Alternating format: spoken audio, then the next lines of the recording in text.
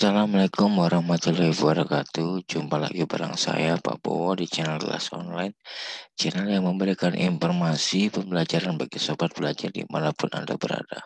Pada kesempatan kali ini saya akan membahas mengenai materi tentang medan magnet, garis, gaya magnet, dan juga kemagnetan bumi. Yang mana materi ini adalah lanjutan dari materi kemagnetan.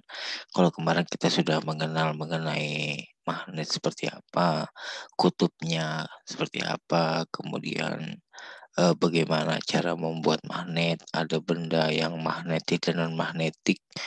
Nah, sekarang kita akan bahas mengenai materi tentang medan magnet, yaitu garis magnet, garis gaya magnet dan juga kemagnetan bumi. Sebelumnya jangan lupa untuk di-subscribe dan juga di-like videonya serta di komen apabila ada pertanyaan yang ingin ditanyakan seperti itu.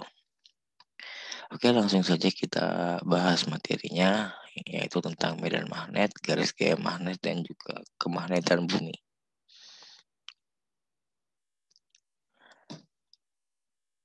Sebuah besi didekatkan dengan magnet itu dapat ditarik oleh magnet. Semakin dekat besi dengan magnet, maka gaya tarik akan semakin kuat. Jadi kalau kalian pernah mencoba bermain dengan magnet gitu ya, atau si berani kalau di tempat saya seperti itu ya. Entah kenapa disebut besi berani, mungkin dia berani menarik gitu, jadi disebut dengan besi berani gitu. Ya, atau magnet seperti itu. Artinya bahwa ketika besi itu didekatkan dengan magnet, semakin dekat dengan magnet, maka gaya tariknya akan semakin kuat.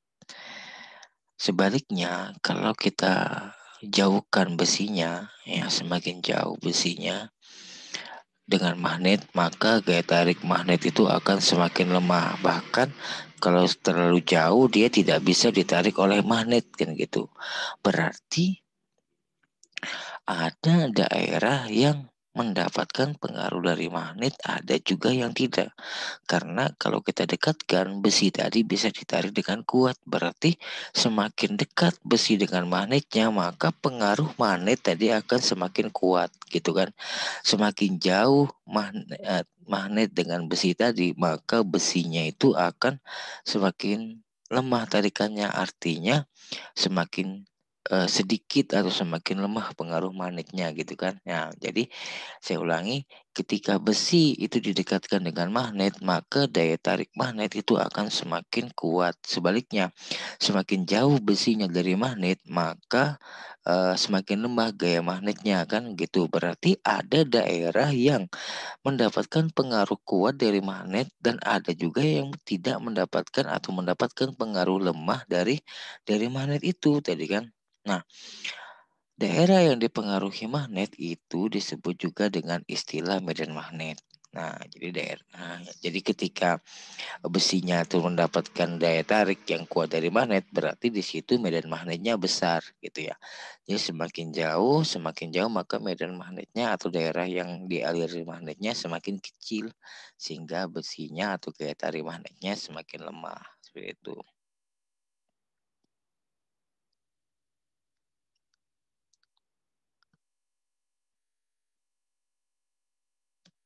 Nah, jadi apa yang dimaksud dengan medan magnet? Nah, medan magnet itu adalah ruang atau daerah di sekitar magnet yang masih dipengaruhi oleh gaya magnet tersebut. Medan magnet digambarkan dengan garis-garis gaya magnet yang dinyatakan dengan anak panah. Jadi kalau ada magnet seperti ini adalah daerah yang disebut dengan medan magnet. Jadi kalau di sini, ini adalah daerah yang masih mendapatkan pengaruh dari magnet. Kalau di luar sini berarti itu bukan yang dinamakan medan magnet. Jadi semakin jauh besinya, semakin sulit dia untuk ditarik oleh magnet.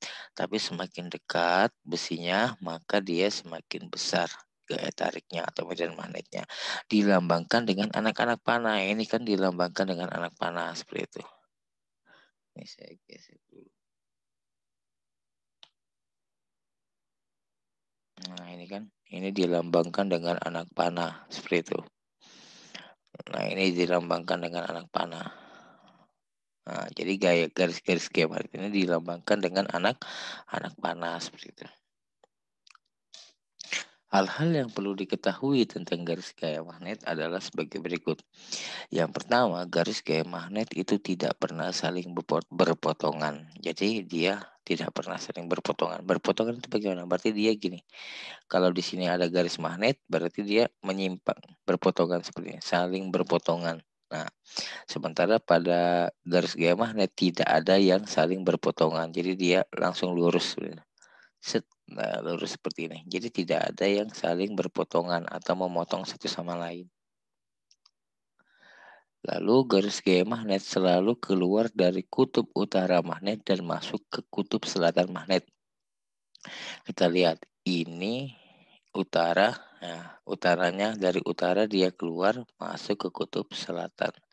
Dari utara keluar masuk ke kutub selatan. Nah, ini juga menjawab pertanyaan kenapa magnet yang sejenis akan tolak-menolak, karena kalau misalnya sama-sama utara ya berarti kan sama-sama keluar, maka tidak bisa saling menarik, yang satu keluar yang satu keluar. Kalau sama-sama selatan sama-sama tarik, ya sama-sama ke dalam, maka tidak akan terjadi saling tarik menarik. Ya, ibaratnya yang kalau di utara arah geraknya itu ya ke kanan seperti itu, sama-sama ke kanan maka terjadi tolak menolak kan gitu. Kalau sama-sama selatan ya sama-sama ke kiri, yang satu ke kiri, yang satu juga ke kiri, maka akan saling tolak menolak. Nah, itu yang menjawab pertanyaan kenapa magnet itu kalau dia berbeda jenis akan tolak menolak seperti itu. Sementara kalau berbeda jenis dia akan tarik menarik. Kenapa? Karena yang satunya misalnya ke kanan, yang satunya ke kiri, yang satu juga ke kiri kan nyambung gitu. Jadi akhirnya saling tarik menarik seperti itu. Nah, jadi saya ulangi, garis gaya magnet yang kedua itu selalu keluar dari kutub utara magnet dan masuk ke kutub selatan. Nah, ini dari kutub utara dia keluar masuk ke kutub selatan seperti itu. Nah, dari kutub utara masuk ke kutub selatan. Nah, seperti itu.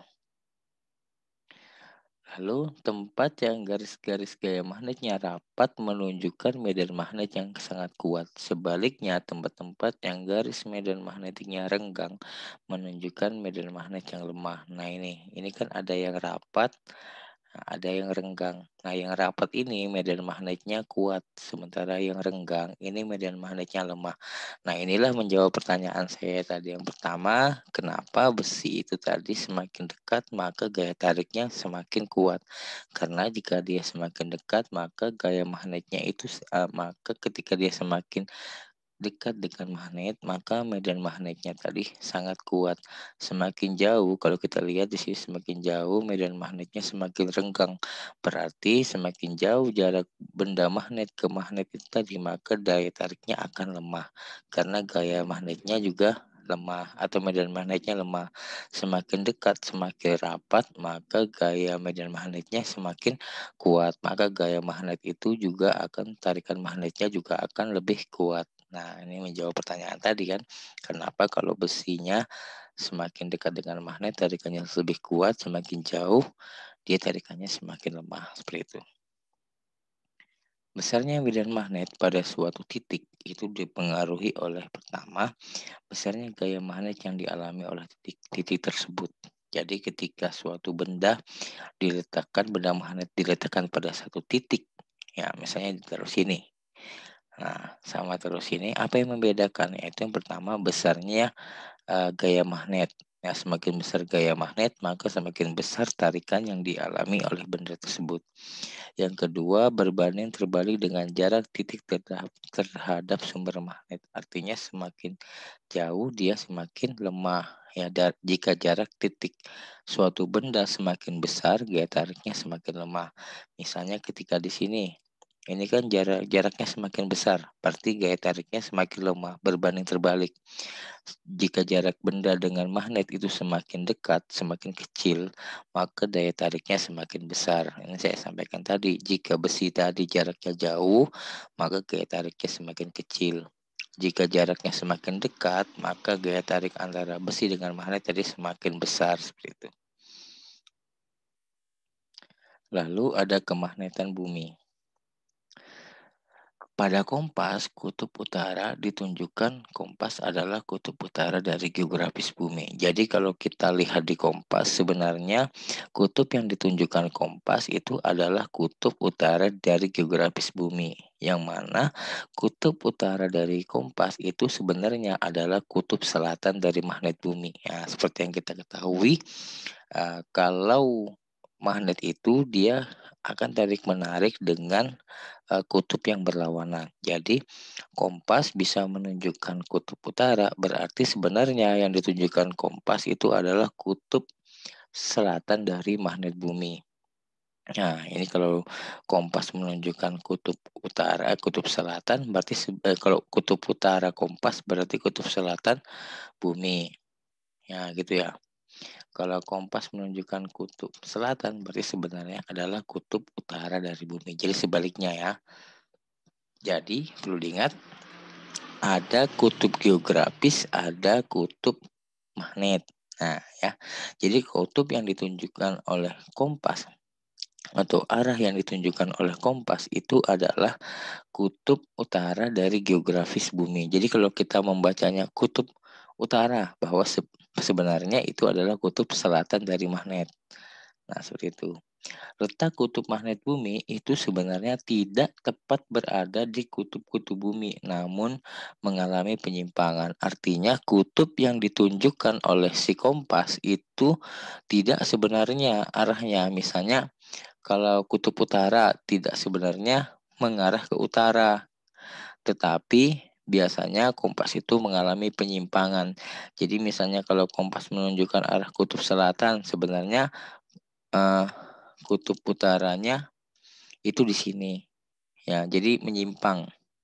Ya, menyimpang seperti itu. Nah, sudut menyimpang itu disebut dengan istilah dengan sudut deklinasi. Jadi ketika kompas menunjukkan arah utara misalnya, sebenarnya bukan arah utara yang ditujukan kompas, arah utara sebenarnya itu sedikit menyimpang gitu. Jadi yang ditunjukkan oleh kompas itu tidak sebenarnya tepat menunjuk ke kutub utara. Semakin dekat dengan kutub, maka kutub kok semakin dekat dengan kutub, ya, kutub magnet, maka penyimpangan yang ditunjukkan kompas itu semakin semakin besar. Nah, penyimpangan yang terjadi itu disebut dengan sudut deklinasi.